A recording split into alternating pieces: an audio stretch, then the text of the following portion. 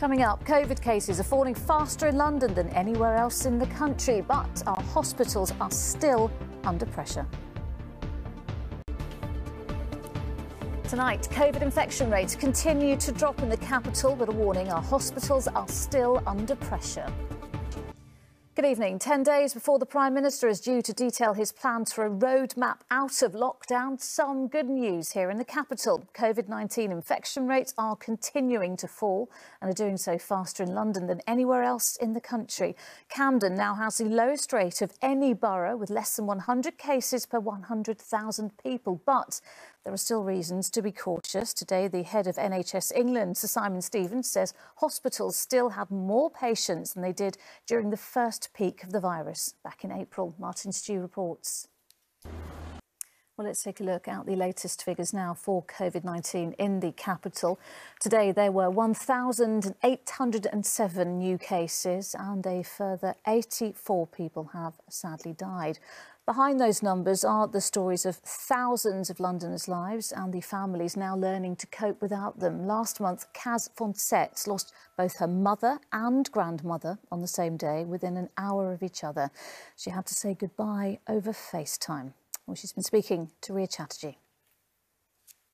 Martin, Kaz's story is so moving there, and there are still a lot of cases in the capital, aren't there? Yeah, absolutely. So we heard that cases in Camden were down below 100 now, but it's 3 times higher than that in Slough. So it's a mixed picture across the London area. The positive news is that things are moving in the right direction. So the R rate is now between 0.6 and 0.8. So things are getting better. This next week, I think, is really critical. All right, Martin, thank you. The man who raped and murdered university student Libby Squire has been jailed for life.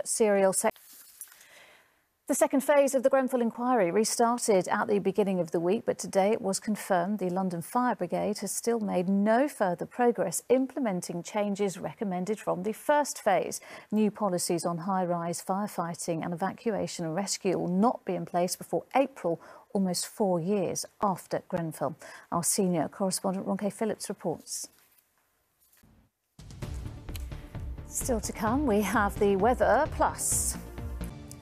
But first, the lead up to Valentine's Day is usually one of the busiest times of the year for the capital's florists, with flurries of orders and sales of bouquets and gifts. But lockdown has meant footfall is almost non-existent, with some businesses saying sales have slumped by as much as 80%. So if you're still after a bunch of flowers for your loved one this weekend, florists say buy local to give them the best chance of staying in bloom. Sally Williams reports.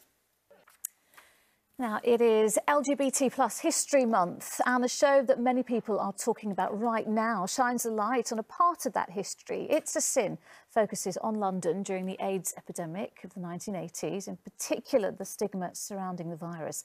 In a moment, we'll talk to the person who inspired Russell T Davies to write it, but first, here's a reminder of the show. Well, Lydia West plays Jill in It's a Sin, and the real Jill now, a little bit to people watching who may not have seen the show, because you are actually in the show. There's a character that's based on you, but you're in the show playing your mum. How AIDS, didn't you? What was it like back then? It was really sad as well that you get this from watching the shows. Is that a lot of people, they had no one to turn to. They wouldn't tell their family. They didn't want their family to know they were sick. They didn't want their family to know that they were gay. No. So there was no effective treatment for HIV until 1997. Things have changed hugely, of course. Globally, there is still lots of work to be done, isn't there? And I know you still campaign for that. Oh, well, testing week last week, wasn't it? And it's still really important to hammer home that message. Just get a test, because it doesn't mean the same thing that it meant in the 80s, did it? So far, haven't we? Jill Nalder, thank you so much for talking to us tonight. Thank you very much. Thank you. Well, next, today marks the start of Chinese New Year. Usually we'd see hundreds of thousands of people head down to London's Chinatown to take part in the celebrations. This year, of course, performances and events have gone online for obvious reasons. Our reporter Antoine Allen has been speaking to organisers and business owners about the different ways they'll now be welcoming in the Year of the Ox.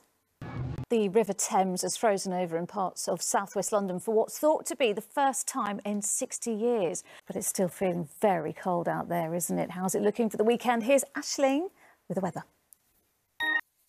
Finally, the 2021 Vitality Netball Super League is underway with the first of a bumper 10 fixtures this weekend drawing to a close as I speak. It's almost a year since last season was cancelled after just 4 games because of the pandemic, but back and more accessible than ever before.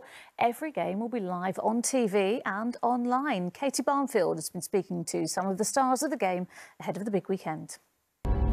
It's good when it's free, isn't it? That is it. We are back with the latest after ITV News at 10. Coming up, Charlene White with the ITV Evening News. But from me and the rest of the London team, bye-bye.